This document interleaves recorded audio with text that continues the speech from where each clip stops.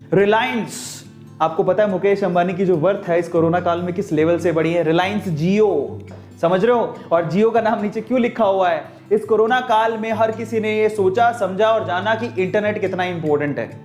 समझ रहे हो? इसने मतलब मुकेश अंबानी की कंपनी ने कभी सोचा भी नहीं होगा। मुझे याद है आज से 3-4 साल पहले मैं उस टाइम पे सूरत में था। 4 साल से तो थोड़ी ज्यादा होंगे।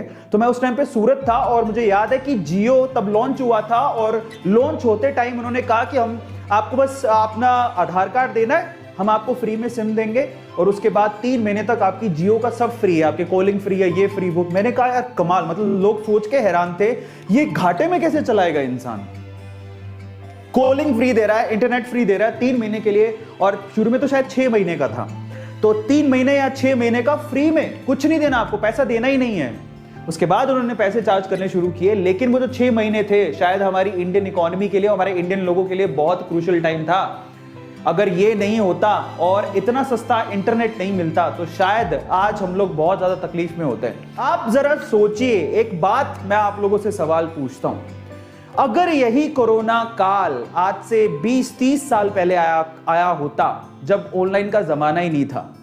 धन्यवाद हो जियो का जिसने इंटरनेट को इतना सस्ता बना दिया और आज जना जना इंटरनेट यूज कर पा रहा है ना? चलो जिसका भी हो, जिसने भी ये फायदा दिया हो, धन्यवाद। लेकिन अगर ऑनलाइन यानी कि इंटरनेट नहीं होता, इंटरनेट इतनी फ्रीक्वेंटली अवेलेबल नहीं होता, तो शायद हमें कोरोना बहुत जबरदस्त चोट कर जाता।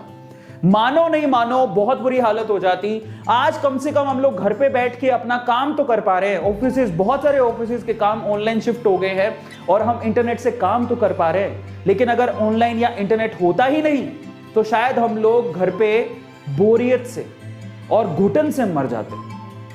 एटलीस्ट आज हमारे घर में बहुत सारे लोग, हमारे बच्चे हैं जो, ठीक है, वो कोरोना काल में हमने उनको, चलो किसी के पास लैपटॉप है या मोबाइल है तो कम से कम पढ़ तो पा रहा है, बिजी तो है, दिमाग में कुछ अलग फितूर तो नहीं चल रहा, अकेलेपन से मर तो नहीं जाएगा।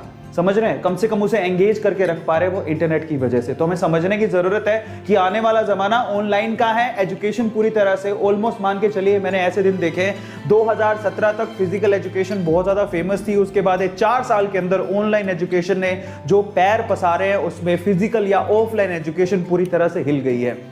मतलब बड़े बड़े इंस्टीट्यूट जो कि सपने में भी नहीं सोचते थे, they were like giant in education industry, वो पूरी तरह से उनकी जड़ें हिल गई और वो अब ऑनलाइन में शिफ्ट हो रहे हैं, है ना? से बहुत बड़ा सबक है कि ऑनलाइन का जमाना है। और अभी तक भी अगर कोई एजुकेशन के पॉइंट ऑफ व्यू से ई लर्निंग नहीं कर रहा है या नहीं करवा रहा है तो भैया वो कुछ ना कुछ मिस कर रहा है। और आज के टाइम पे ऑलमोस्ट हर इंस्टीट्यूट या हर टीचर समझ चुका है कि आज ऑनलाइन का जमाना है। मुझे अगर पढ़ाना है तो मुझे फिजिकल क्लासेस से बाहर निकल के ऑनलाइन क्लासेस में आना पड़ेगा।